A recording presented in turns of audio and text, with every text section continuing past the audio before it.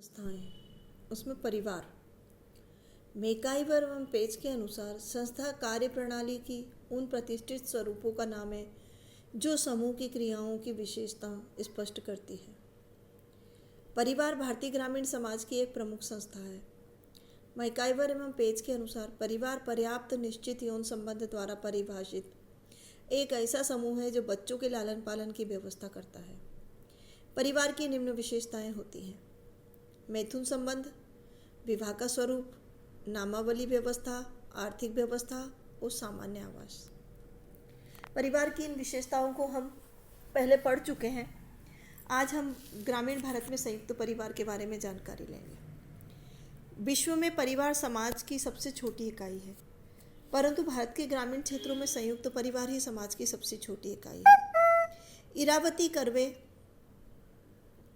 के अनुसार लोगों का एक समूह जो सामान्यतः एक छत के नीचे रहता है, जो एक रसोई में बना भोजन करते हैं, सामान्य संपत्ति रखते हैं, परिवार के सामान्य पूजा पाठ में भाग लेते हैं और एक दूसरे से किसी विशिष्ट प्रकार के बंधुत्व से संबंधित होते हैं, उसे हम संयुक्त परिवार कहते हैं।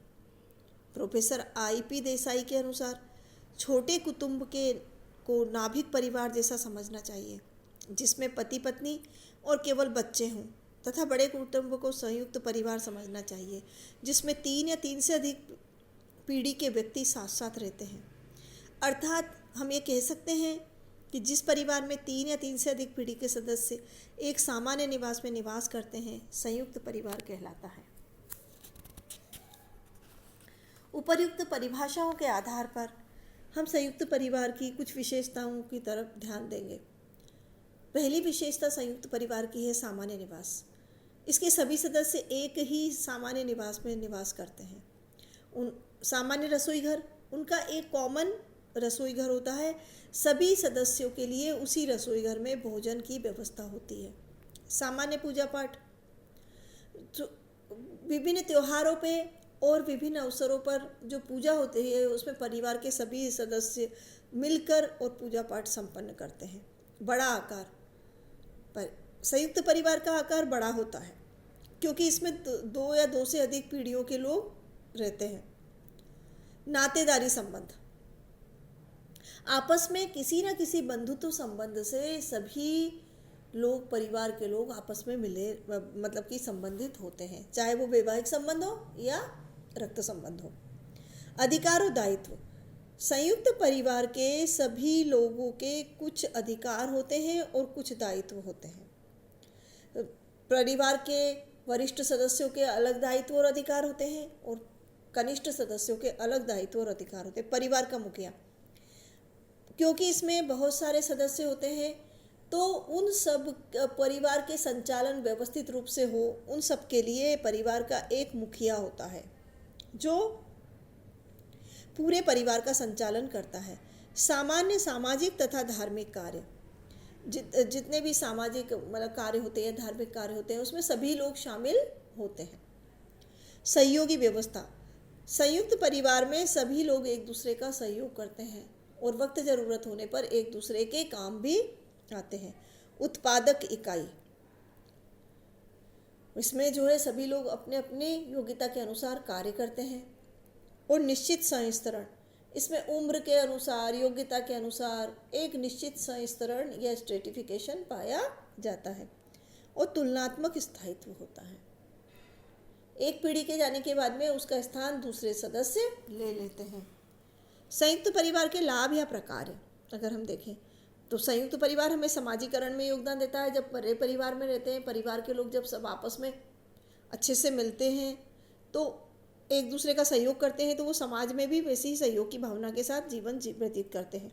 मार्गदर्शन, परिवार में यदि कोई सदस्य किसी भी परेशानी या मुसीबत में होता है तो परिवार के बुजुर्ग और बड़े सदस्यों का मार्गदर्शन उन्हें प्राप्त होता है।